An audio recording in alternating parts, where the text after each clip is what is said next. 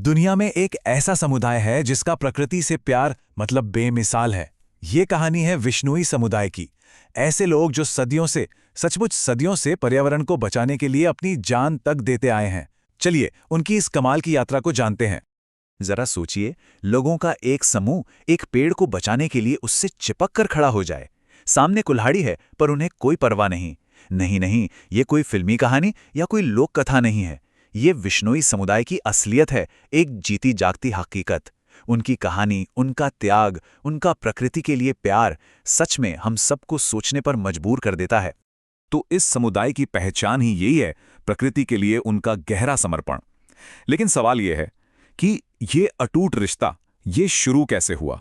इसकी जड़ें, इसके रूट्स एक ऐसे दूरदर्शी संस्थापक के विचारों में हैं जिन्होंने इस पूरे आंदोलन की नींव रखी थी। और ये कोई एक दो लोगों की बात नहीं है, बिल्कुल नहीं। ये एक ऐसी परंपरा है जो पीढ़ियों से, मतलब पीढ़ी दर पीढ़ी चली आ रही है।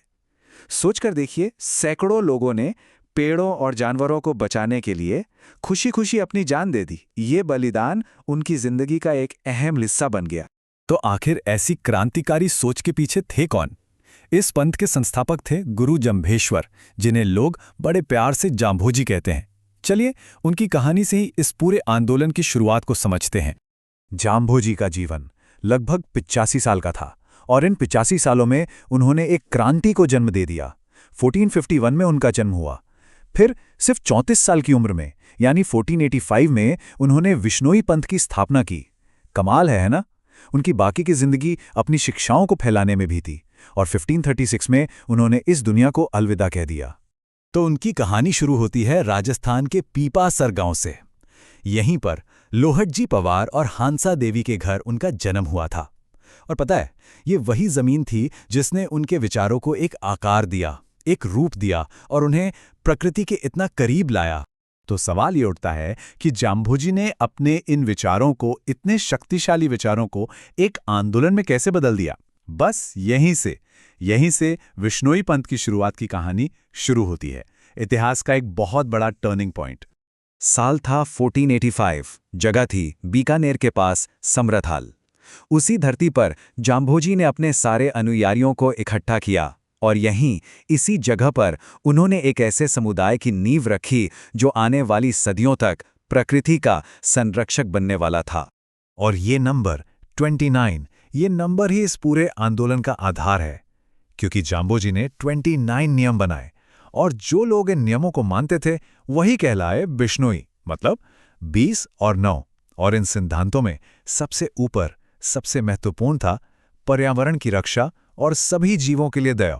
जरा सोचिए इस बात को, 500 साल से भी पहले पर्यावरण के बारे में इतनी गहरी और वैज्ञानिक सोच। बस इसी दूरदर्शिता के कारण, इसी विजन के कारण आज जांभोजी को भारत का पहला पर्यावरण वैज्ञानिक भी कहा जाता है। चलिए अब आगे बढ़ते हैं और ये देखते हैं कि जांभोजी की जो शिक्षाएं थीं वो आखिर कैसे बची रहीं, कैसे पीढ़ी दर पीढ़ी आगे बढ़ीं। एक बहुत जरूरी बात यह है कि जांभोजी ने अपने विचारों को सिर्फ बोलने तक ही नहीं रखा। उन्होंने जम संहिता और जम सागर जैसे ग्रंथ लिखे। क्यों? ताकि उनकी शिक्षाएं हमेशा के लिए जिंदा रहें और आने वाली पीढ़ियों को रास्ता दिखा सके। फिर आया साल 1536। लालासर गांव में जांभोजी का शरीर तो इस दुनिया से चला गया, लेकिन उनके विचार, उनकी विरासत, वो आज भी विश्नोई समुदाय के हर एक इंसान में जिंदा है और सिर्फ वहां ही नहीं, पूरी दुनिया को प्रेरित कर रही है।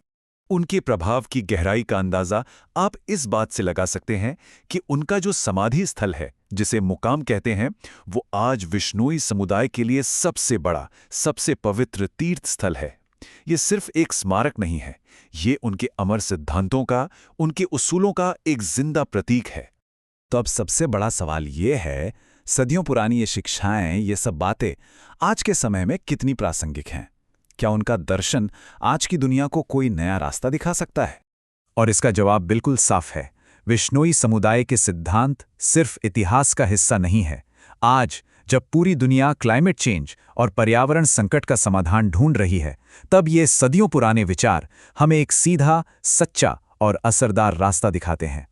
तो आखिर में सवाल बस यही रह जाता है, क्या हम लोग प्रकृति के साथ जीने की इस सदियों पुरानी समझदारी से कुछ सीखकर आज के पर्यावरण संकट का हल निकाल सकते हैं? सच कहूं तो जाम्भोजी का दिखाया हुआ रास्ता शायद आज की दुनिया के लिए उम्मीद की सबसे बड़ी किरण है। इस बारे में सोचना जरूर।